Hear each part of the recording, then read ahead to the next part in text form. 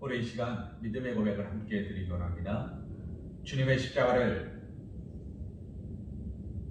주님의 십자가로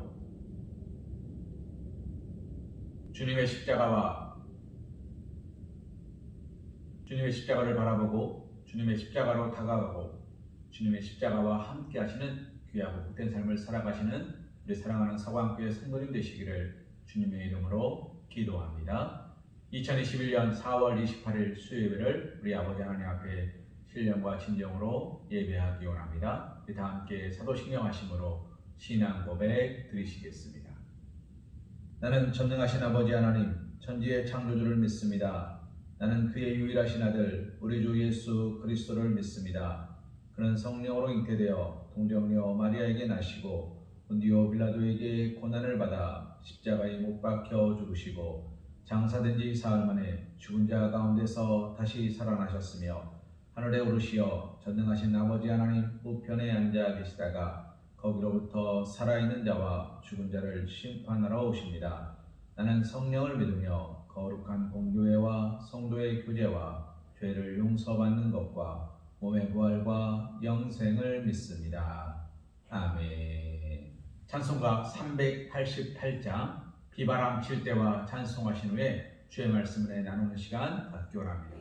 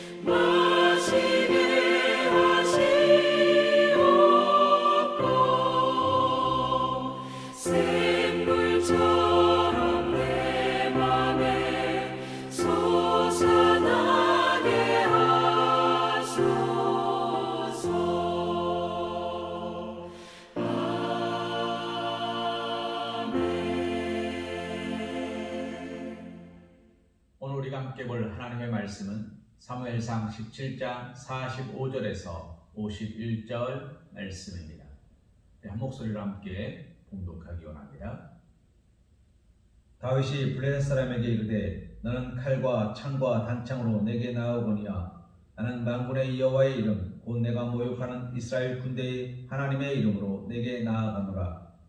오늘 여호와께서 너를 내 손에 넘기시리니 내가 너를 쳐서 내 목을 베고 블레셋 군대의 시체를 오늘 공중에 세워 땅의 들짐승에게 주어 온 땅으로 이스라엘의 하나님이 계신 줄 알게 하겠고 또 여호와의 구원하심이 칼과 창에 있지 아니함을 이 무리에게 알게 하리라.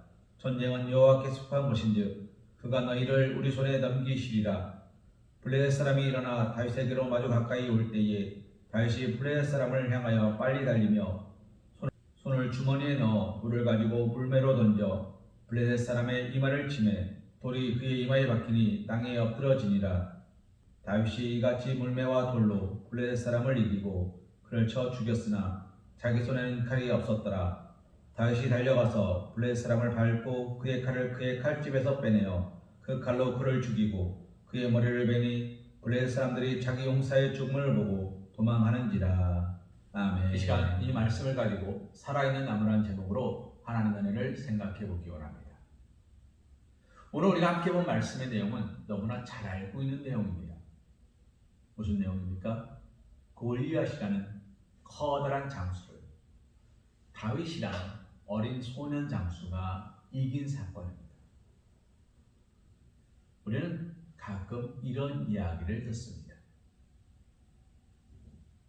계란으로 바위치기 불가능하다. 그런데 누가 봐도 불가능해 보이는 것이 승리했을 때 우리는 이런 이야기를 합니다.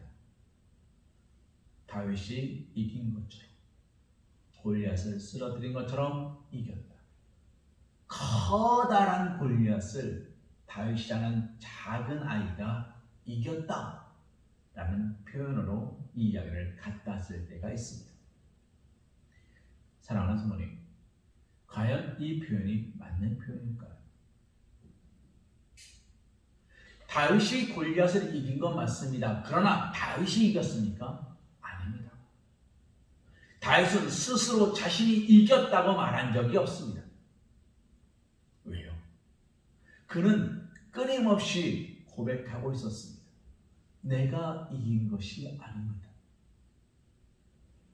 그가 왕 앞에서도 이스라엘 군대 앞에서도 그리고 골리앗 앞에서조차도 그는 뭐라고 고백합니까? 만군의 하나님 그 이름으로 나아간다. 하나님이 너를 나에게 주셨다라고 고백하고 있다는 것입니다. 그 믿음의 고백이 살아 있었습니다. 다윗은 때로는 흔들릴 때도 있었습니다. 그래서 그가 어떻게 합니까? 우리의 아내 밧세바를 취하기도 합니다. 그래서 때로는 쫓겨다니기도 하고 온갖 어려움과 환난을 만나기도 합니다. 그러나 그때마다 다윗은 어떻게 합니까? 살아있는 나무처럼 하나님 앞에 무릎 꿇고 기도합니다. 하나님, 내가 잘못했나이다. 주여 나를 용서하옵소서. 그의 눈물의 회개를 하나님은 들어주셨습니다. 사랑하는 성도님, 기도할 줄 아는 사람, 그리고 하나님 말씀에 순종할 줄 아는 사람, 그리고 그 말씀에 순종하며 따라가고 행할 수 있는 사람이 누굽니까? 그가 살아있는 나무입니다. 살아있는 나무는 뭡니까? 시대를 쫓아 과실을 맺습니다.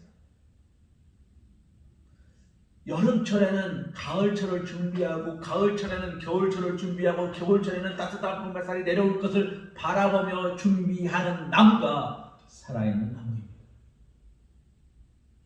죽은 나무거나 죽어가는 나무는 준비하지 않습니다. 그냥 오늘 하루를 어떻게 버텨낼 뿐입니다. 준비되어져 있는 것을 위하여 예비하는 것을 위하여 나아가는 것이 아니라 그냥 어떻게 오늘 하루 버텨나가는 것뿐입니다. 그러면서 어떻게 합니까? 서서히 죽어가는 거죠. 한 나무에 왼쪽까지는 살았고 오른쪽까지는 죽어있는 나무가 있습니다. 그러면 기가 막히게요. 이 뿌리가 어떻게 하는지 아십니까? 이 오른쪽 나무 가지에는 영양분을 공급하지 않습니다. 왜요? 이미 그 나무는 소생 불가능한 가지가 되어버렸다는 것을 아는 겁니다. 그래서 어떻게 합니까? 건강한 쪽으로 영양분을 몰아줍니다.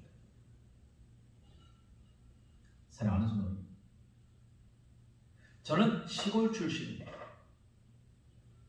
시골에 과실나무를 심어놓다 보면요, 참 기가 막힌 장면들이 나옵니다.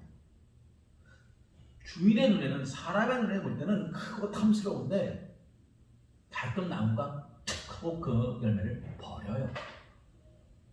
바람이 불어서 떨어지는 게 아닙니다. 누가 건드려서 떨어지는 게 아닙니다. 어디가 썩어 보여서 떨어지는 것도 아닙니다. 툭 하고 떨어져요. 그게 뭔지 아십니까? 과일 나무 스스로가 그 과일을 포기하는 거예요. 이것을 포기하고 다른 것에 집중하겠다는 거예요. 살아있는 것, 내가 붙들고 가야 되는 것에 붙들고 가겠다고 이야기하는 겁니다. 이것을 좀 나쁘게 말하면 약육강식이지만, 놀랍게도 하나님은 약육강식으로 우리를 사랑하십니다. 한 달란트 받은 자가 있었습니다. 한 달란트 받은 자가 남기지 않았습니다. 그는 마치 죽은 나무 가지처럼 아무것도 하지 않았습니다. 열매도 맺지 않았고, 이파리 되지 않았고, 기도하지도 않았고, 헌신하지도 않았고, 충성하지도 않았습니다. 그의 것을 빼앗아서 예수님은 어떻게 하셨습니까? 달란트 맡은 자에게, 이미 10개를 갖고 있는 자에게 주셨습니다. 그러면서 이렇게 말씀하십니다. 있는 자는 더 가질 것이고, 없는 자는 그 있는 것조차 빼앗길 것이다. 살아있는 나무가 되면 우리는 어떻습니까? 어떤 상황 속에서도, 어떤 환경 속에서도 무너지지 않습니다. 다윗이 그랬습니다. 그는 어렸습니다. 할 수 있는 것이 없었습니다. 나라의 부름을 받지도 못했습니다. 그러나 이미 전쟁터에 나간 아들들을 걱정하는 아버지 이새의 부름을 받아서 그는 지금 전쟁터로 향했습니다. 어린 나이가 전쟁터로 향하면서 얼마나 마음이 무서워야 할까요? 그런데 다윗은 무서워하지 않습니다. 이스라엘 군대 앞에서 하나님을 모욕하면서, 하나님을 욕하면서 모든 이스라엘 군대들을 흉보고 있는 골리앗이라는 커다란 장군의 우렁찬 목소리로 외쳐대는 그 소리를 그는 두려워하지도 않습니다. 이스라엘 군대가, 하나님의 군대였던 이스라엘 군대가 그 음성을 두려워하고 무서워하고 근심하고 걱정하고 뒤로 숨기 바빴는데, 어린아이였던 다윗은 그 음성이 두렵지 않은 겁니다. 그 소리가 무섭지 않은 겁니다. 그 커다란 골리앗이 무서워지지 않는 겁니다. 사랑하는 성도님, 그 이유가 무엇이었습니까? 다윗의 마음속에는 나와 함께 하시는 하나님이 계셨던 거예요. 제가 언젠가 이런 글을 읽었습니다. 다윗의 속마음은 어땠을까? 골리앗 앞에 있는 다윗은 어떤 마음이었을까? 물론 그것은 다윗만이 압니다. 그런데 누군가가 이런 재밌는 글을 썼더라. 다윗의 속마음은 이랬답니다. 눈 감고 맞춰도 맞춘다. 눈 감고 던져도 맞는다는 거예요. 대충 던져도 맞는다는 거예요. 이렇게 커다란데 빗 맞추는 게 더 어렵다는 거예요. 그러니 저걸 어떻게 꼭 맞춰야 되는데 라는 생각을 안 했다는 겁니다. 사랑하는 성도님, 공부를 잘하는 친구들이 어느 대학을 갈까를 고민하지 대학을 갈 수 있을까 없을까를 고민하지 않습니다. 믿음이 좋았던 다윗은 골리앗을 어떻게 맞출까를 고민할 필요가 없었다는 거예요. 그는 살아있는 나무였기 때문에, 끊임없이 하나님이 공급해주는 영양분을 먹고 있는 자녀였기 때문에 시절을 쫓아 과실을 맺으며 그리스도가 마르지 아니하고 모든 일이 형통한 복 있는 사람이 되었기 때문에 그의 모습 가운데 하나님이 함께 하시기 때문에 그런 두려울 것이 없었다는 거예요. 왜요? 다윗의 눈에는 하나님만 보입니다. 보이지 않는 것들은 무섭지가 않습니다. 사랑하는 성도님, 오늘 우리는 보이지 않는 것들을 무서워하지 않습니까? 보이지 않는 것들은 나를 어떻게 할 수 있는 것들이 아닙니다. 지금 내 눈앞에 닥친 현실이 나를 두렵게 하죠. 그런데 내가 현실을 바라보는 것이 아니라 예수님을 바라보고 있다면, 예수님에게 붙어 있다면 나는 어떻게 됩니까? 살아있는 나무가 되는 겁니다. 살아있는 나무든 죽은 나무든 겨울을 맞이합니다. 살아있는 나무든 죽은 나무든 여름을 맞이합니다. 그런데 살아있는 나무는 여름을 맞이하면 이파리를 풍성하게 되고 풍성하게 되어서 시원한 그늘을 만들지만 죽은 나무는 아무것도 만들어내지 못합니다. 가을이 되면 죽은 나무는 아무것도 만들지 못합니다. 그러나 살아있는 나무는 어떻습니까? 시절을 쫓아 과실을 맺습니다. 겨울이 되면 죽은 나무는 툭 하고 부러질 뿐이지만 살아있는 나무는 어떻습니까? 겨울을 이겨내기 위하여 끊임없이 자신을 단련합니다. 그리고 봄을 준비합니다. 사랑하는 성도님, 내일 일은 우리는 알 수 없습니다. 그러나 살아있는 나무는 내일을 준비하게끔 되어 있습니다. 오늘 우리의 기도는, 오늘 우리의 믿음은, 오늘 우리의 삶은 하나님 안에서 내일을 향하여 준비하며 기도하며 간구하고 찾고 두드리며 나아가십니다. 아니면 오늘도 나약하고 어리석은 모습으로 오늘 하루를 보낸 것에 만족하십니다.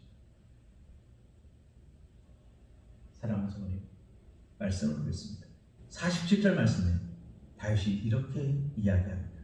여호와의 구원하심이 칼과 창에 있지 아니함을 이 무리에게 알게 하리라. 이 무리가 누구입니까? 이스라엘 군대.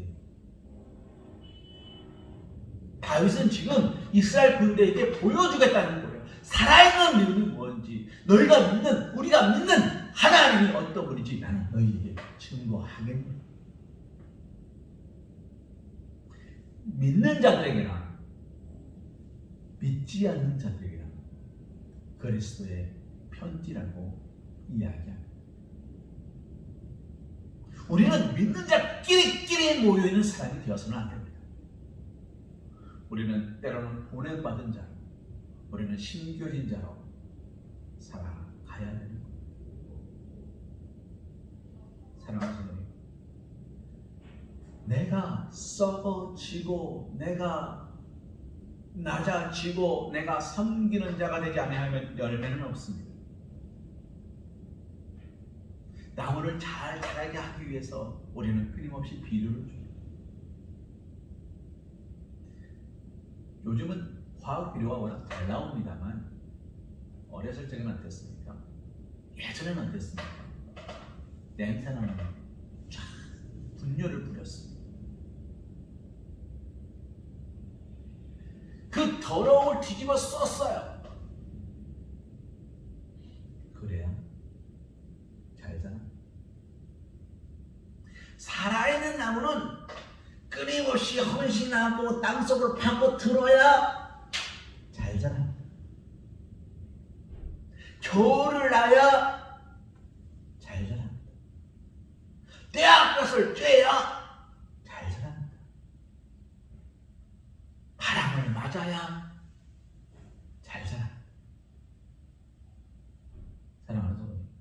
살아있는 나무는 그것을 견뎌내야 잘 자랍니다. 살아있는 그리스도인 환난과 역경을 안 당하는 게 아니라 그 환난과 역경을 능히 이겨내야 건강. 시절을 쫓아 과실을 맺어 칼과 단창에 있지 아니함. 하나님의 구원하심은 오직 말씀에 있고 그분의 은혜 가운데 있고 그분의 섭리 가운데 있음을 경험해야 우리는 증언할 수 있는, 증거할 수 있는 증인이 된다는 것입니다. 사랑하는 우리 말씀을 정리할까 합니다. 다윗이 이같이 물매와 돌로 블레 사람을 이겼습니다. 그는 말하는 것을 어떻게 했습니까? 행동에 옮겼고 그 행동으로 하나님 어떻게 했습니까? 붙잡고 섭리하셨고 그 섭리 가운데 그는 이길 수 있었습니다. 다윗이 이긴 게 아니라 다윗의 믿음의 고백을 하나님이 사용하신 것입니다. 지난주에 우리가 들었던 결단 찬송 기억하십니까? 사랑합니다 나의 예수님 가사에 이런 가사가 있습니다. 사랑한다 아들아 내가 너를 잘 아노라 사랑한다 내 딸아 내게 축복 더하노라.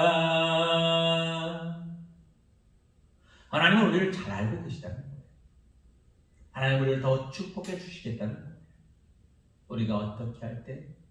살아있을 때. 하나님 안에서, 말씀 안에서 기도하고 찬송하고 예배하며 살아있을 때.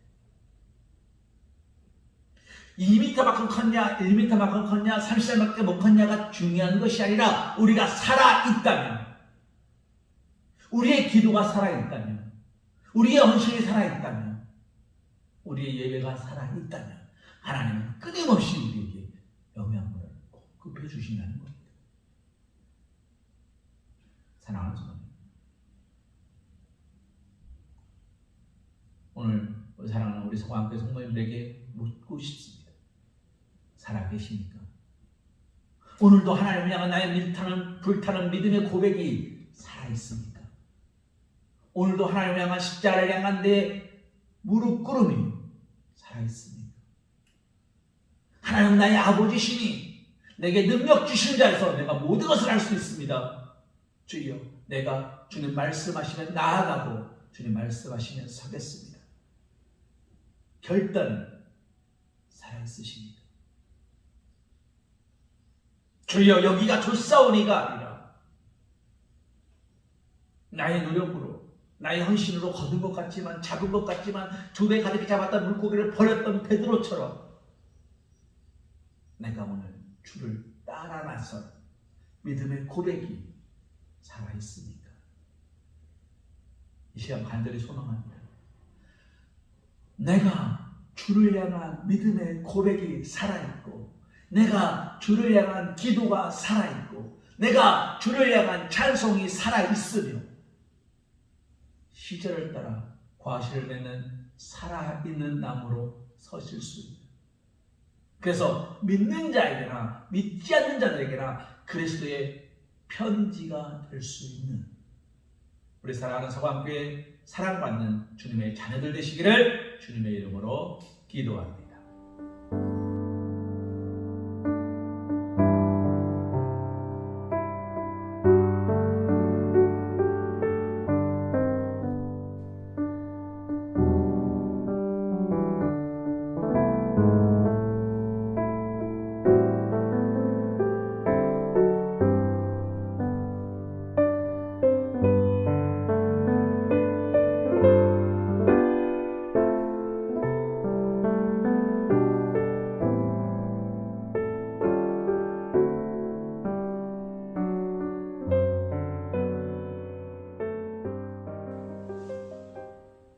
이제는 우리 주 예수 그리스도의 크신 은혜와 극진하신 사랑하심과 성령님의 일부 동함과 감동 역사하심이 살아있는 나무답게, 살아있는 기도로, 살아있는 나무답게, 살아있는 찬송으로, 살아있는 나무답게, 살아있는 예배로, 오직 하나님 앞에 새롭게 시작하는 서광교회 공동체를 위하여 헌신, 충성, 봉사하기로 했다라는 사랑하는 우리 서광교회 성도들 머리 위에, 일터 위에, 가정 위에, 사랑하는 자녀들 위해 이제로부터 영원토록 함께하여 주실 것을 간절히 축원하옵나이다. 아멘.